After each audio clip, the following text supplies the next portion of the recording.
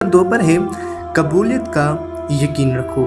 نبی کریم صلی اللہ علیہ وآلہ وسلم کا ارشاد ہے کہ تم اللہ تعالیٰ سے ایسی حالت میں دعا کیا کرو تم قبولیت کا یقین رکھو اور یہ جان رکھو کہ اللہ تعالیٰ غفلت سے بھرے دل سے دعا قبول نہیں کرتا۔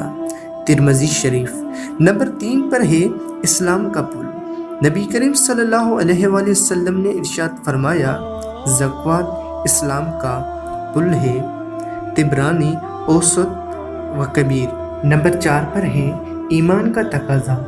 آپ صلی اللہ علیہ وآلہ وسلم نے ارشاد فرمایا جو شخص تم میں اللہ و رسول پر ایمان رکھتا ہو اسے چاہیے کہ اپنے مال کی زکوٰۃ ادا کرے۔